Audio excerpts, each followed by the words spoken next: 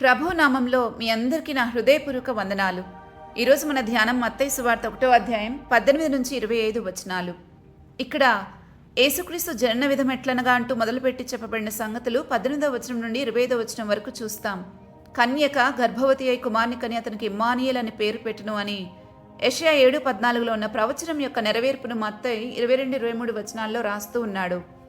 ఇక్కడ 18వ వచనంలో మరియా పరిశుద్ధాత్మ వలన గర్భము ధరించిన విధానాన్ని బట్టి మనకు అర్థమవుతుంది, ఈయన మనుష్యేచ్ఛల వలనైనా కానీ శరీరేచ్ఛల వలనైనా కానీ పుట్టినవాడు కాడు, దేవుని వలనే పుట్టినవాడు అని. అందుకే యెషయా ప్రవచిస్తాడు 9:6లో, ఏలి అనగా మనకు శిశువు పుట్టెను అని అంతటితో ఆగకుండా మనకు కుమారుడు అనుగ్రహింపబడెను అని కూడా రాస్తాడు. దీన్ని బట్టి మనకు అర్థమవుతుంది, ఈయన పరిపూర్ణ మానవునిగా పరిపూర్ణ దేవునిగా వచ్చినవాడు అని. సగం మానవుడు సగం దేవుడు కాడు, రెండిటిలోనూ పరిపూర్ణత కలిగినవాడు. ఆయన దైవత్వాన్ని గురించి కొన్ని సంగతులు ఆలోచిస్తే అర్థమవుతుంది. అవేంటంటే ఆయనకు పాపాలను క్షమించే అధికారం ఉందని మత్తయి 9:6లో మనం చదువుతాం. మనిషి కుమారుడు విశ్రాంతి రోజుకు ప్రభువై ఉన్నాడని చెప్పడం, అన్నిటికీ మించి ఆయనకు పెట్టబడిన ఇమ్మానుయేల్ అనే పేరు దేవునిది. దాని అర్థం దేవుడు మనతో ఉన్నాడు అని. అంతేకాకుండా ఇంకా ఆయన దైవత్వాన్ని గురించి యోహాను సువార్తలో నుండి ఎన్నో సంగతులు చూడగలం. యోహాను సువార్త 1:1 మరియు 14 వచనాలు కలిపి చదివితే, ఆది యందు వాక్యం ఉండెను, వాక్యమే దేవుడై ఉండెను, ఆ వాక్యమే శరీరధారి అయి కృపాసత్య సంపూర్ణుడుగా మన మధ్య నివసించెను అని రాయబడి ఉంటుంది. కొలస్సీలకు రాసిన పత్రిక 2వ అధ్యాయం 9వ వచనంలో కూడా దైవత్వం యొక్క సర్వ పరిపూర్ణత క్రీస్తునందు నెరవేరును అని మనం చదవగలుగుతాం. ఇవన్నీ ఆయనను పరిపూర్ణ దేవునిగా నిరూపిస్తూ ఉన్నాయి.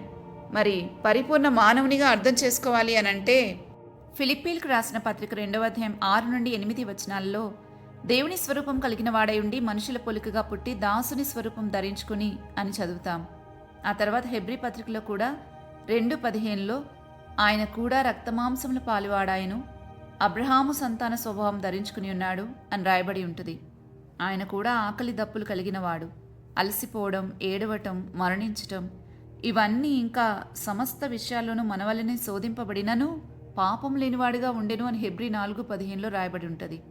ఇలా ఆయన పరిపూర్ణ మానవునిగా పరిపూర్ణ దేవునిగా జన్మించాల్సిన వాడు కాబట్టి పరిశుద్ధాత్మ వలన మరియ గర్భవతిగా కుమార్ని కంటుంది. అయితే మరియ జీవితంలో అప్పటికే యోసేపుతో ప్రదానం చేయబడి ఉంటుంది. ఆనాటి యూదులకి ప్రదానం అంటే దాదాపుగా పెళ్ళైపోయినట్లే. ప్రదానం తర్వాత వాళ్ళు ఒక ఏడాది విడిగా ఉన్నప్పటికీ ఎవరైనా ప్రదానం చేయబడిన తర్వాత విడిపోవాలి అంటే వాళ్ళు చట్టపరంగా విడాకులు తీసుకోవాలి. అది ఆ యూదుల సంస్కృతి. అయితే యోసేపు నీతిమంతుడై ఆమె గర్భం దాల్చింది తన వల్ల కాదని అర్థమై అందరిలో మరియమ్మను అవమానించడం ఇష్టం లేక రహస్యంగా విడనాడదాం అనుకుంటాడు. ఇక్కడ దేవుని ప్రణాళిక తెలియక మరియ సూపర్ న్యాచురల్గా అంటే మానవాతీతంగా గర్భం దాల్చిందని తెలియక ఇలా చేద్దామనుకుంటాడు. అతను చేయబోయే పని తెలిసిన దేవుడు యోసేపు దగ్గరికి దూతను పంపుతారు. ఆ దూత మరియ విషయం క్లారిటీ ఇవ్వడం మాత్రమే కాదు, అసలు ఆ బిడ్డ ఎందుకు ఈ లోకానికి పంపబడుతున్నాడో ఖచ్చితంగా స్పష్టంగా చెప్తాడు. అప్పుడు యోసేపు తన ఆలోచన విరమించుకుని మరియను చేర్చుకుంటాడు. ఆ దూత వివరిస్తాడు, ఆ పుట్టబోయే బిడ్డ తన ప్రజలను వారి పాపముల నుండి ఆయనే రక్షించును అని. యేసుప్రభు ఈ లోకానికి వచ్చిన ముఖ్య ఉద్దేశము పాపముల నుండి రక్షించడానికి. కానీ చాలామంది ఈ విషయం తప్ప అన్ని విషయాలు ఆయన గురించి మాట్లాడతారు. చాలా విచారకరం కదా. మనము పాపంలోనే ఉండి చనిపోతే మన ప్రభు అంటున్నారు, మీరు మీ పాపంలోనే ఉండి చనిపోతే నేను వెళ్ళి చోటికి మీరు రాలేరు అని. యోహాను 8:21లో మనం ఆ వాక్యాన్ని చదువుతాం. మనమున్న చోటికి ఆయన వచ్చింది, ఆయన ఉండే చోటికి మనల్ని తీసుకెళ్లాలని. అంతేకాదు ఈరోజు ధ్యానంలో 22వ వచనంలో ఇమ్మానుయేలు అనే పేరుకు అర్థం 23వ వచనంలో దేవుడు మనతో ఉన్నాడు అని రాయబడి ఉంటుంది. గాడ్ విత్ అస్ అని ఇంగ్లీష్లో రాసి ఉంటుంది. అంటే ఆయన సన్నిధి సహవాసం మనతో ఎల్లప్పుడూ ఉంటుందని. అది ఆయనకు చాలా ఇష్టం. తాను చేసిన సృష్టితో కలిసి ఉండాలని, మనల్ని ఆయనతో పాటు ఉండనివ్వాలని ఆయనకు ఎంతో కోరిక. ఇందులో ఉన్న ప్రత్యేకత ఏంటంటే ఎవరి దోషమైతే పరిహరించబడుతుందో వారందరితో ఆయన ఉండడానికి ఇష్టపడతాడు.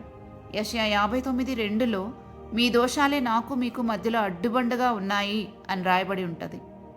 అందుకే వాటిని తొలగించడానికే యేసుక్రీస్తు ప్రభువారు ఈ భూమి మీదకి వచ్చారు.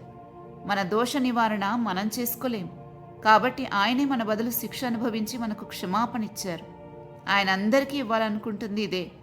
అందుకే శిష్యులకి ప్రార్థన నేర్పించేటప్పుడు మా అపరాధములను క్షమించమని అడగమంటారు. మనమందరము ఎప్పటికప్పుడు చెక్ చేసుకుంటూ ఉండాలి. మన పాపాలకు క్షమాపణ పొందుకున్నామో లేదో. ఒకవేళ పొందుకోకపోతే ఇప్పుడైనా ఒకవేళ దేవుడి వర్తమానం ద్వారా గుర్తు చేస్తున్నాడేమో ఆలోచించండి. ప్రార్థించుకుందామా?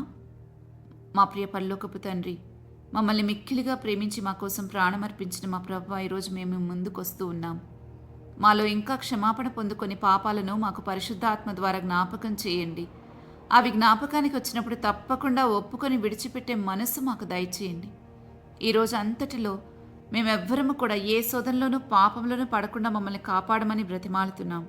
ఏ ఉద్దేశంతో అయితే మాకు ఈ జీవితాన్ని ఇచ్చారో ఆ నీ ఉద్దేశం పరిపూర్ణంగా నెరవేర్చబడినట్లు మాకు మారు మనసునిచ్చి నడిపించమని మా రక్షకుడైన యేసుక్రీస్తు ప్రభువారి అతి శ్రేష్టమైన నామములో అడిగి వేడుకుంటున్నాము తండ్రి. ఆమెన్. దేవుని కృప మనందరికీ తోడైండునుగాక. ఆమెన్. మరలా తిరిగి రేపు మత్తయి సువార్తలోని 2వ అధ్యాయంతో మనం కలుసుకుందాం. అంతవరకు సెలవు.